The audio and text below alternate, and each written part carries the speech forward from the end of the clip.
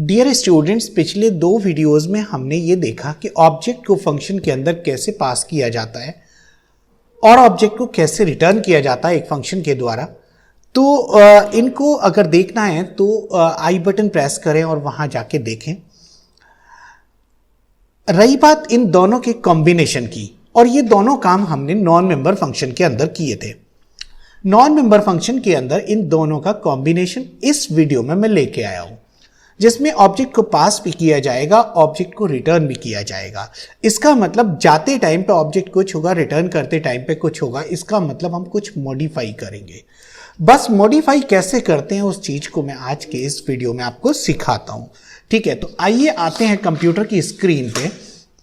आपको 2 पार्ट में बटी हुई स्क्रीन दिख रही है, एक तरफ प्रोग्राम है और दूसरी तरफ हमारा बोर्ड है।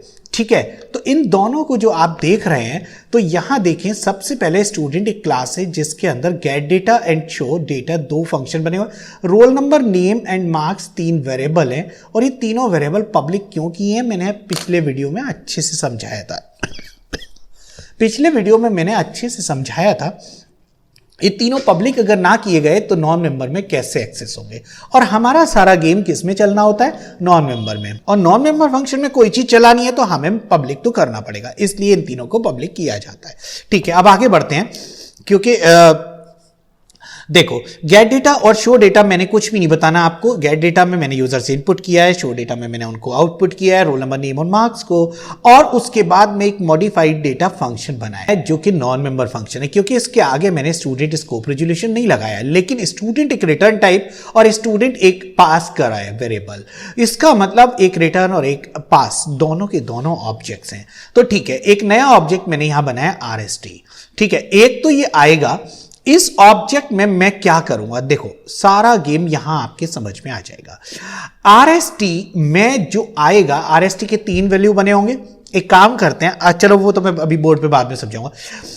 RST के 3 value roll number, name and marks बने होंगे। तो RST के रोल नंबर में क्या आएगा? ST का RN, ST मतलब ये वाले का RN प्लस 10, मैंने 10 जोड़ा है उसके रोल नंबर में। ठीक है, नया बनेगा स्टर CP बाई RSTN और STN। यहां पे इक्वल टू काम नहीं करता, आपको भी पता है, मैंने स्ट्रिंग के वीडियोस में बताया है। स्ट्रिंग के वीडियो आप देखे जाके सी वाले वीडियोस में। ठीक है, तो RST के n में ST का n कॉपी हो जाता है, तो यानी कि जो वहां से आएगा वो यहां कॉपी हो जाएगा। मैंने क्या करना है, क्योंकि मॉडिफाई करना है, तो मैं क्या करता हूं, उस नेम के आगे एक गुप्ता जोड़ देता हूं, स्पेस प्लस गुप्ता। ठीक है, तो वो जुड़ जाएगा। मान लो एक नाम आता है RK या PK गुप्ता बन जाएगा। फिर उसके बाद RST.M विल बी ST.M, यानी कि मार्क्स में 20 का इंक्रीमेंट किया है मैंने, और जब काम हो जाए तो RST को वापस कर देना है। तो देखो सारा जो चलना है यहां पे वो मेन के अंदर चलना है। मेन के अंदर मेरे 2 ऑब्जेक्ट हैं, एक s.getData, यानी कि s में मैंने वैल्यूज ले ली हैं। s को मॉडिफाइड डेटा के अंदर पास कर दिया जाता है। s का जो मॉडिफिकेशन होता है वो RS में आके स्टोर होता है, और RS.showData प्रिंट हो जाता है, जो मॉडिफाइड वैल्यूज होती हैं।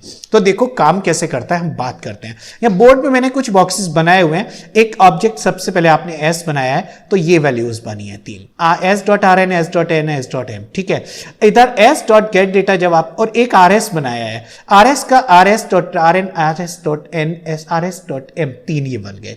ठीक है, अब s.getData जब आप लोगे तो ये तीनों वैल्यूज यूजर से लेगा।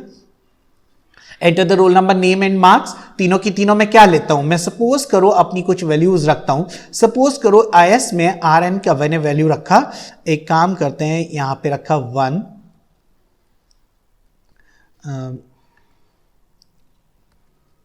मैंने यहां रखा 1,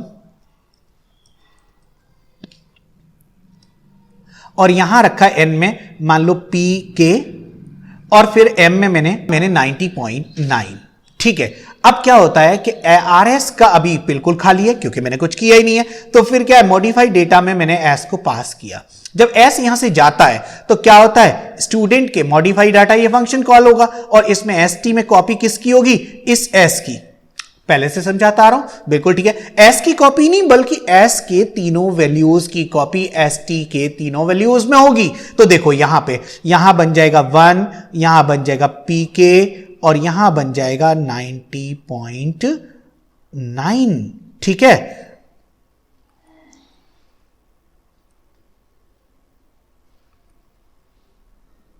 ठीक है, अब आते हैं हम आगे। फिर इसके बाद जब ये यहां पे कॉपी हो गई तो यहां पे मैंने क्या किया, मॉडिफाई किया।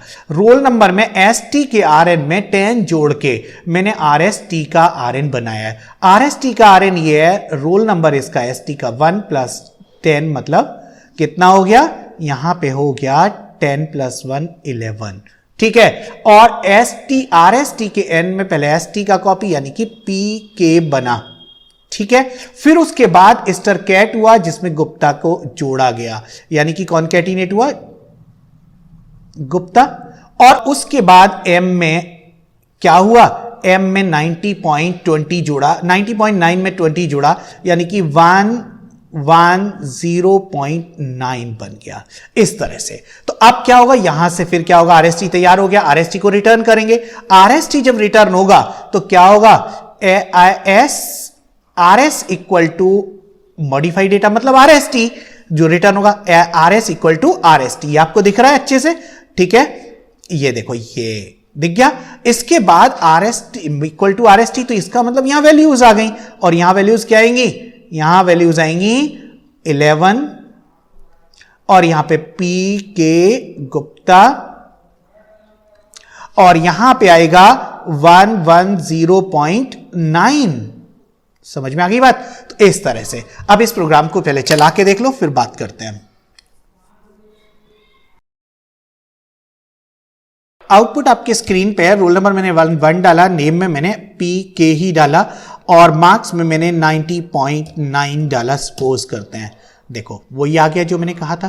तो इस तरह से मॉडिफाई करने के लिए एक ऑब्जेक्ट पास किया कैसे और एक ऑब्जेक्ट रिटर्न किया कैसे, ये आपको अच्छे से समझ में आ गया। अब एक और प्रोग्राम इसी के साथ मैं जैसे 2 प्रोग्राम हर एक वीडियो में दिखा रहा हूं ऑब्जेक्ट वाले, यहां भी मैं आपको 2 प्रोग्राम दिखाने जा रहा हूं। दूसरा प्रोग्राम होगा मेरा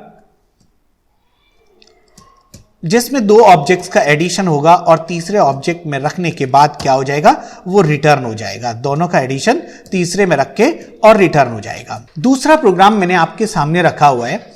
दूसरे प्रोग्राम में क्या है कि एक XY वेरिएबल है, गेट डेटा लिया, शो डेटा लिया, मुझे कुछ नहीं बताना, ये सब आपको आता है, पिछले वीडियो में जाके देखें। फिर मैंने क्या किया है, एक ऐड फंक्शन बनाया जिसके अंदर मैंने क्या किया है, 2 ऑब्जेक्ट्स को पास किया है, ऑब्जेक्ट 1 ऑब्जेक्ट 2, और एक रिटर्न किया है, यानी कि रिटर्न भी और पास भी दोनों। अब रिटर्न क्या हो रहा है जरा बात करते हैं। तो इसमें देखो 2 ऑब्जेक्ट पास हुए और एक रिटर्न हुआ, मतलब डेमो का एक और ऑब्जेक्ट बनेगा जो रिटर्न होगा। तो सबसे पहले ऑब्जेक्ट 1 की एक्स वैल्यू, ऑब्जेक्ट 2 की एक्स वैल्यू दोनों आपस में जोड़ेंगे और ऑब्जेक्ट 3 की एक्स वैल्यू बनेगी। ऐसे ही वाई वैल्यू दोनों की जोड़ के तीसरे की बनेगी, और हम तीसरे ऑब्जेक्ट को रिटर्न कर देंगे। बस यही काम हमने मेन के अंदर जो किया है उस पर मैं प्रोग्राम अप्लाई करके दिखाता हूं। आउटपुट आपके सामने चलता रहेगा तो फिर आपको समझ में अच्छे से आता रहेगा। ऑब्जेक्ट 1, ऑब्जेक्ट 2, ऑब्जेक्ट 3, 3 बनाया, OB1, OB2, OB3। तो देखो ये OB1, OB2, OB3 तीनों के X variable, Y variable, X variable, Y variable, X variable और वाई वेरिएबल तीनों रखे हुए हैं।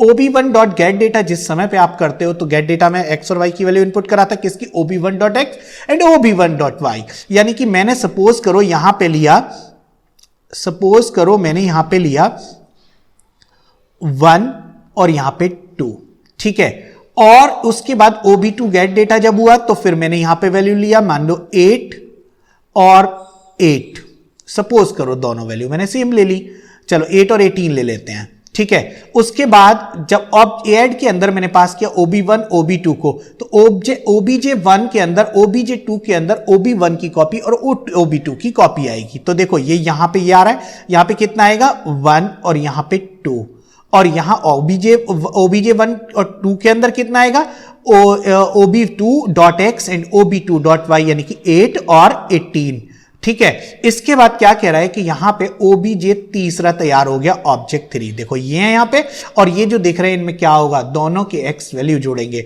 1 एंड 8 यानी कि 9, और वाई वैल्यू दोनों के जोड़ेंगे 2 एंड 18 यानी कि 20, और फिर क्या होगा, रिटर्न OBJ3। OBJ3 को जब आप रिटर्न करेंगे तो वो कहां चला जाएगा, वो OB3 में आएगा, और OB3 को मैं कर दूंगा शो डेटा, कितना आएगा 9 और 20 कहां जाएगा, वो जाएगा यहां पे 9 और 20। ये जो 9 और 20 वैल्यूज हैं ये शो होंगी हमारी आउटपुट स्क्रीन पे। चला के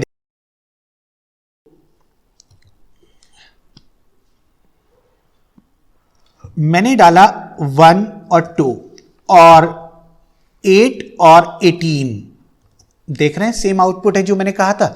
इस तरह से मैं कहूंगा कि ऑब्जेक्ट कैसे पास और रिटर्न एक साथ किया जाता है और किया क्यों जाता है। किसी चीज को मॉडिफाई करने के लिए एक ऑब्जेक्ट आएगा और उसको मॉडिफाई करके हम नए में स्टोर करके और क्या कर देते हैं, रिटर्न बैक कर देते हैं। ये था हमारा ऑब्जेक्ट को नॉन मेंबर के अंदर पास और रिटर्न कैसे किया जाता है। अगले वीडियो में हम मिलते हैं आपसे इसी काम को करते हुए एक मेंबर फंक्शन के साथ। ठीक है, तब तक के लिए wish you all the best.